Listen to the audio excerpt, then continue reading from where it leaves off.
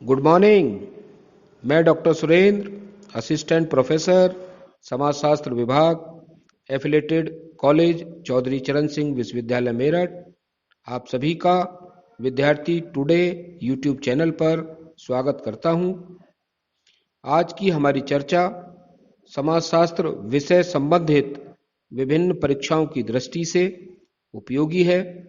आप सभी से आशा की जाती है कि आप सभी चर्चा के पश्चात चर्चा की विषय वस्तु संबंधित प्रश्नों का उत्तर दे पाएंगे। आइए चर्चा शुरू करते हैं। आज की हमारी चर्चा का विषय है सामाजिक अनुसंधान के विभिन्न चरण। सामाजिक अनुसंधान की प्रकृति वैज्ञानिक है, क्योंकि इसमें वैज्ञानिक पद्धति का उपयोग किया जाता है। सामाजिक अनुसंधान की प्रक्रिया को उत्तमता से समझने की दृष्टि से इसके विभिन्न चरणों को समझना अति आवश्यक है, जो कि इस प्रकार हैं। नंबर 1, समस्या का चुनाव। सामाजिक शोध या सामाजिक अनुसंधान का यह प्रथम एवं अत्यंत महत्वपूर्ण चरण है। कोई भी अध्ययन कार्य उस समय तक प्रारंभ नहीं किया जा सकता जब तक कि विषय या समस्या का चुनाव नहीं कर लिया जाता। श्रीमती पीवी यंग ने समस्या या विषय का चुनाव करने के लिए कुछ आवश्यक बातों को ध्यान में रखने पर जोर दिया। नंबर 1, विषय ऐसा होना चाहिए जिसको समझने की शोधकर्ता स्वयं योग्यता रखता हो एवं जिससे संबंधित शोध कार्य एक निश्चित अवधि में पूरा किया जा सके। नंबर 2, अध्ययन किए जाने वाले विषय से संबंधित यदि कोई अन्य शोध उपलब्ध नहीं है तो विषय का क्षेत्र अति व्यापक नहीं होना चाहिए।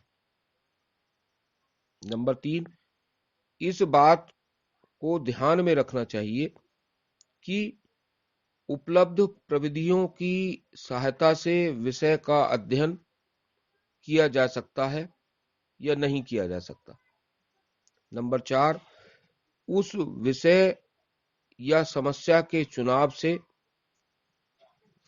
सामाजिक शोध के माध्यम से वैज्ञानिक निष्कर्ष निकाले जा सकेंगे या नहीं। सामाजिक अनुसंधान का दूसरा चरण सामाजिक साहित्य का अध्ययन है।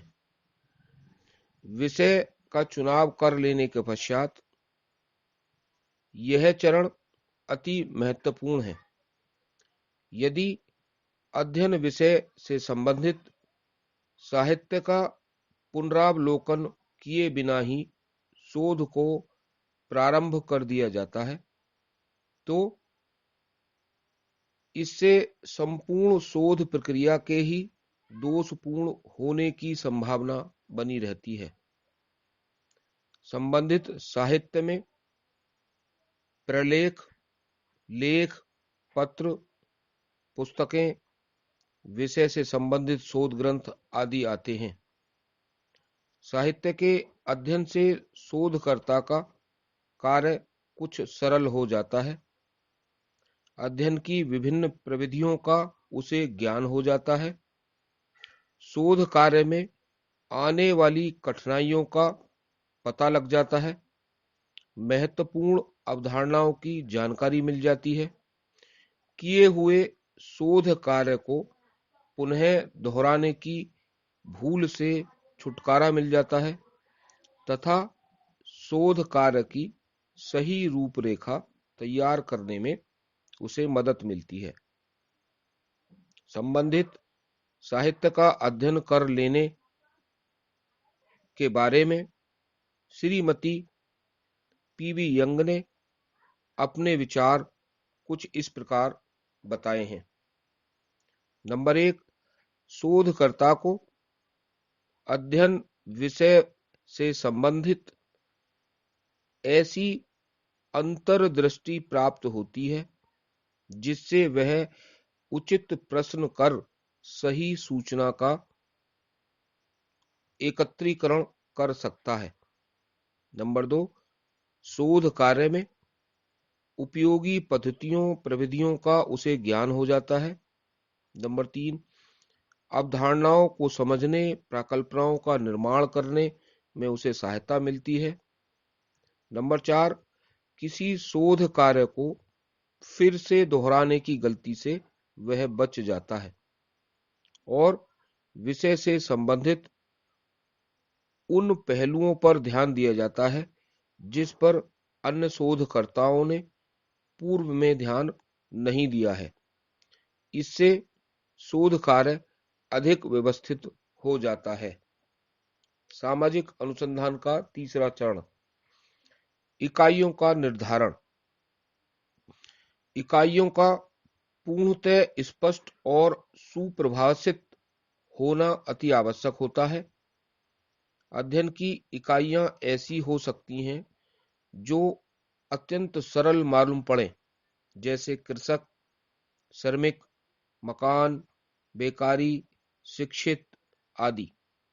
अध्ययन के लिए इनमें से जिस किसी इकाई का उपयोग किया जाए उसको स्पष्ट रूप से परिभाषित करना आवश्यक है, अन्यथा अलग अलग शोधकर्ताओं और सूचनादाताओं का इसके प्रति भिन्न भिन्न अर्थ लगाकर उन्हें अलग अलग रूप में समझेंगे। परिणाम स्वरूप सूचनादाता ऐसी सूचना देंगे जो शोध कार्य में सहायक होने के बजाय बाधक बन जाएगी। इससे शोध कार्य की वस्तुनिष्ठता समाप्त होगी। अतः इकाइयों को ठीक से निर्धारित एवं स्पष्ट रूप से परिभाषित करना आवश्यक है। चौथा चरण, प्रकल्पनाओं का निर्माण। शोधकर्ता अपनी अध्ययन समस्या के प्राथमिक ज्ञान के आधार पर कुछ ऐसे सामान्य निष्कर्ष बनाता है जो उसके शोध का आधार बनते हैं। शोध द्वारा इस प्रकल्पना की परीक्षा की जाती है। प्रकल्पना को अध्ययन समस्या के रूप में उभरे प्रारंभिक विचार का वैज्ञानिक रूप माना जा सकता है। प्रकल्पना शोधकर्ता के कार्य को दिशा प्रदान करती है, शोध के क्षेत्र को स्पष्ट करती है। इसकी सहायता से शोधकर्ता अंधकार में इधर उधर भटकने से बच जाता है। अध्ययन का अगला चरण है अध्ययन क्षेत्र का निर्धारण। अध्ययन क्षेत्र का निर्धारण मूलतः शोध विषय की प्रकृति पर निर्भर करता है। शोधकर्ता को अपने अध्ययन क्षेत्र का स्पष्टतः निर्धारण कर लेना आवश्यक होता है ताकि तथ्यों का वस्तुनिष्ठ ढंग से संकलन किया जा सके। अध्ययन क्षेत्र न तो अधिक छोटा और न ही बहुत विस्तृत होना चाहिए। ज्यादा छोटे अध्ययन क्षेत्र से उपयोगी निष्कर्ष निकालना कठिन होता है तथा ज्यादा बड़े क्षेत्र के अध्ययन के आधार पर शोध कार्य निश्चित समय में पूरा करना मुश्किल होता है। सामाजिक अनुसंधान का अगला चरण, सूचनादाताओं का चुनाव। शोधकर्ता के लिए अध्ययन क्षेत्र की सभी इकाइयों से संपर्क कर तथ्यों के एकत्रीकरण में कठिनाई होती है। अतः अध्ययन के लिए निर्दर्शन विधि का प्रयोग किया जाता है। इस विधि द्वारा समग्र का प्रतिनिधित्व करने वाली कुछ इकाइयों को चुन लिया जाता है। इस निदर्शन के रूप में चुने गए लोगों से प्राप्त तथ्यों के आधार पर जो निष्कर्ष निकाले जाएंगे वे संपूर्ण समग्र पर लागू होंगे, समग्र का प्रतिनिधित्व करेंगे। निर्देशन के रूप में सामान्यतः 10 से 20% या अध्ययन क्षेत्र के सीमित होने पर इसमें कुछ अधिक इकाइयों का चुनाव किया जा सकता है। सामाजिक अनुसंधान का अगला चरण सूचना के स्रोतों एवं अध्ययन के उपकरणों व प्रविधियों का निर्धारण, प्रकल्पना की जांच करने व सत्यता का पता लगाने के लिए तथ्य या सूचनाएं संकलित करना आवश्यक होता है। इसके लिए शोधकर्ता को यह पता लगाना पड़ता है कि सूचना प्राप्ति के विश्वसनीय स्रोत कौन से हैं या सूचनाएं कहां-कहां से प्राप्त की जा सकती हैं। सूचना के स्रोत मुख्य रूप से 2 प्रकार के होते हैं, प्राथमिक स्रोत एवं द्वितीयक स्रोत। जो सूचनाएं अध्ययनकर्ता क्षेत्रीय कार्य द्वारा प्रथम बार प्राप्त करता है वे सभी सूचनाएं प्राथमिक सूचनाएं कहलाती हैं। इसके अतिरिक्त द्वितीयक स्रोत के अंतर्गत वे सूचनाएं आती हैं जो पहले से ही दूसरों के द्वारा संकलित की गई हों। शोध ग्रंथ, पुस्तकें, जनगणना रिपोर्ट आदि द्वितीयक सूचना के स्रोत होते हैं। अगला चरण उपकरणों व प्रविधियों का पूर्व परीक्षण। वास्तविक शोध कार्य प्रारंभ करने से पूर्व शोधकर्ता के लिए यह आवश्यक होता है कि शोध हेतु चुने गए उपकरणों प्रविधियों की उन्हें छोटे पैमाने पर लागू करके जांच कर ली जाए, उनकी कमियों का पता लगाया जाए ताकि प्रारंभ में ही उन्हें दूर किया जा सके। इसे ही पूर्व परीक्षण या पूर्व अभ्यास कहते हैं। पूर्व परीक्षण इस दृष्टि से विशेष महत्व रखता है कि इससे अध्ययन में काम में लिए जाने वाले उपकरणों, प्रविधियों आदि की जांच हो जाती है तथा उनमें आवश्यकता अनुसार संशोधन करके उसकी कमियों को शोध के प्रारंभिक स्तर पर ही दूर कर लिया जाता है। सामाजिक अनुसंधान का अगला चरण तथ्यों का अवलोकन व संकलन। शोध कार्य की संपूर्ण योजना के तैयार हो जाने के बाद क्षेत्रीय कार्य प्रारंभ होता है। अब तथ्य संकलन हेतु अवलोकन तथा अध्ययन के अन्य उपकरणों व प्रविधियों का सहारा लिया जाता है। शोध प्रक्रिया के स्तर पर तथ्य संकलन हेतु सूचनादाताओं से संपर्क स्थापित किया जाता है। तथ्य संकलन में इस बात की पूरी सावधानी बरतनी होती है कि तथ्य पूर्णतः पक्षपात रहित। सामाजिक अनुसंधान का अगला चरण तथ्यों का संपादन, संकेतन, वर्गीकरण एवं सारणीयन। तथ्यों के संकलन के बाद उनके विश्लेषण का कार्य प्रारंभ होता है। सर्वप्रथम शोधकर्ता तथ्यों का संपादन करता है। विभिन्न प्रविधियों द्वारा एकत्रित तथ्यों की जांच कर उनकी कमियों को दूर किया जाता है और उन्हें स्पष्टता प्रदान की जाती है। इस स्तर पर अनावश्यक सूचनाओं को निकाल दिया जाता है। अर्थपूर्ण श्रेणियों में तथ्यों को बांटने की प्रक्रिया को संकेतन के नाम से जाना जाता है। इसके बाद शोधकर्ता शोध के उद्देश्यों के आधार पर तथ्यों को विभिन्न वर्गों में वर्गीकृत करता है। तथ्यों का वर्गों में विभाजन वर्गीकरण प्रक्रिया के नाम से जाना जाता है।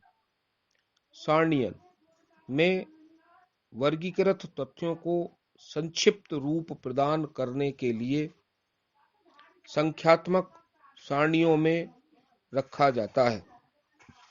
ऐसा करने से वर्गीकृत तथ्य अधिक अर्थपूर्ण एवं स्पष्ट हो जाते हैं, जिससे वैज्ञानिक निष्कर्ष निकालने व नियमों का प्रतिपादन करने में आसानी होती है। अगला चरण तथ्यों का विश्लेषण व विवेचन। इस स्तर पर विभिन्न प्रविधियों की सहायता से संकलित किए गए तथ्यों का विश्लेषण एवं विवेचन किया जाता है। यहाँ एकत्रित किए गए तथ्यों का अर्थ निकालने और प्रकल्पनाओं की सत्यता या असत्यता का पता लगाने का प्रयास किया जाता है।